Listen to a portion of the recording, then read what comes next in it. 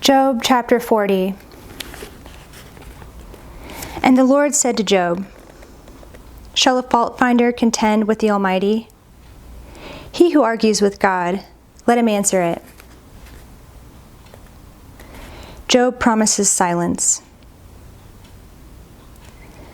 Then Job answered the Lord and said, "Behold, I am of small account. What shall I answer you? I lay my hand on my mouth."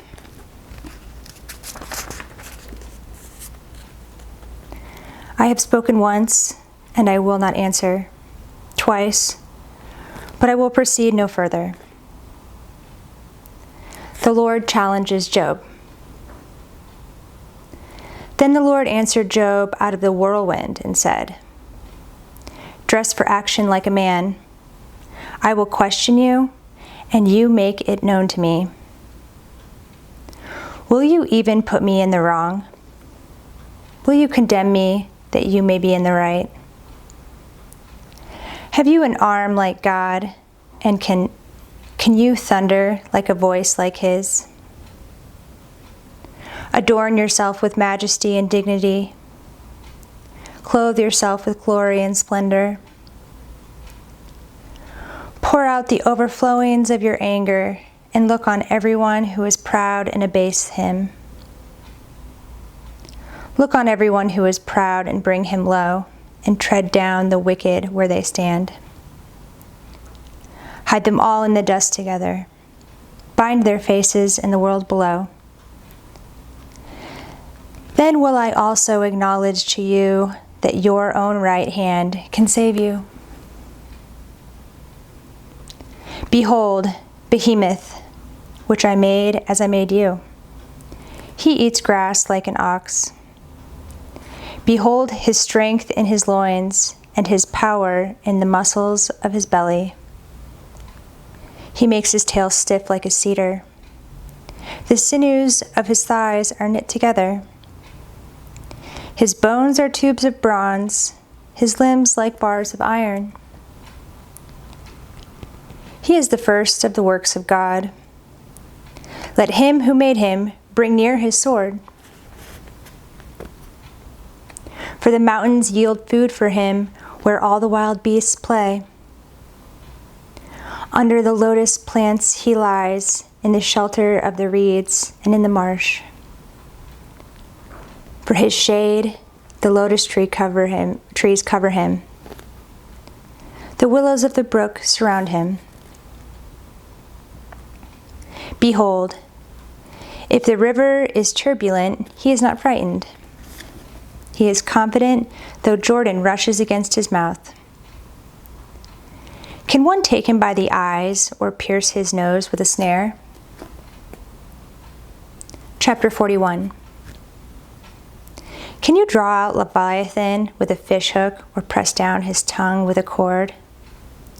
Can you put a rope in his nose or pierce his jaw with a hook? Will he make many pleas to you? Will he speak to you soft words? Will he make a covenant with you to take him for your servant forever? Will you play with him as with a bird, or will you put him on a leash for your girls?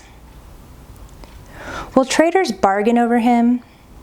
Will they divide him up among the merchants? Can you fill his skin with harpoons, or his head with fishing spears? Lay your hands on him. Remember the battle.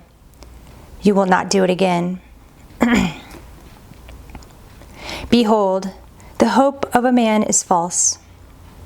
He is laid low even at the sight of him. No one is so fierce that he dares to stir him up.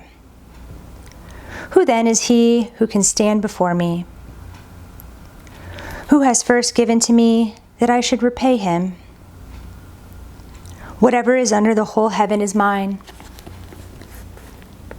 I will not keep silence concerning his limbs, or his mighty strength, or his goodly frame. Who can strip off his outer garment? Who would come near to him with a bridle? Who can open the doors of his face? Around his teeth is terror. His back is made of rows of shields, shut up closely with a seal. One is so near to another that no air can come between them. They are joined one to another. They clasp each other and cannot be separated. His sneezings flash forth light, and his eyes are like the eyelids of the dawn. Out of his mouth go flaming torches. Sparks of fire leap forth. Out of his nostrils come forth smoke, as from a boiling pot, and burning rushes. His breath kindles coals, and a flame comes forth from his mouth. In his neck abides strength, and terror dances before him. The folds of his flesh stick together, firmly cast on him and immovable. His heart is hard as a stone, hard as the lower millstone. When he raises himself up, the mighty are afraid. At the crashing, they are beside themselves. Though the sword reaches him, it does not avail, nor the spear, the dart, or the javelin. He counts iron as straw and bronze as rotten wood. The arrow cannot make him flee. For him, sling stones are turned to stubble. Clubs are counted as stubble. He laughs at the rattle of javelins. His underparts are like sharp potsherds. He spreads himself like a threshing sledge on the mire. He makes the deep boil like a pot. He makes the sea like a pot of ointment. Behind him he leaves a shining wake. One would think the deep to be white-haired.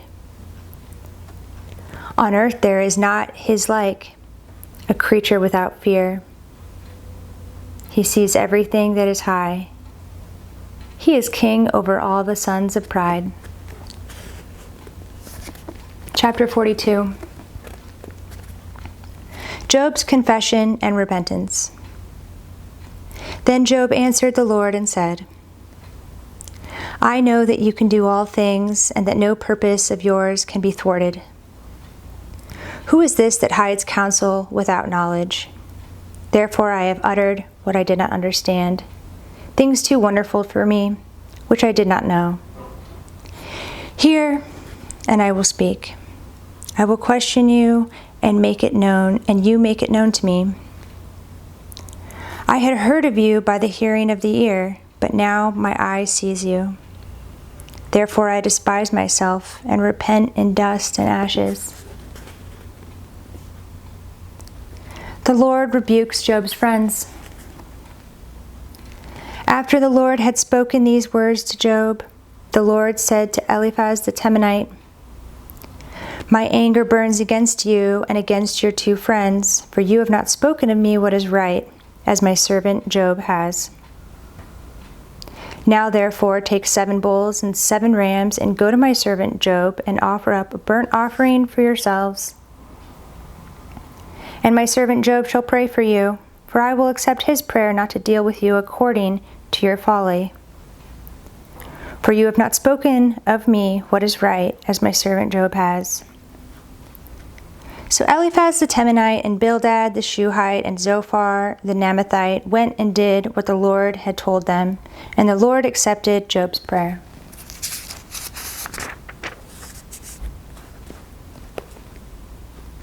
The Lord restores Job's fortunes. And the Lord restored the fortunes of Job when he had prayed for his friends. And the Lord gave Job twice as much as he had before.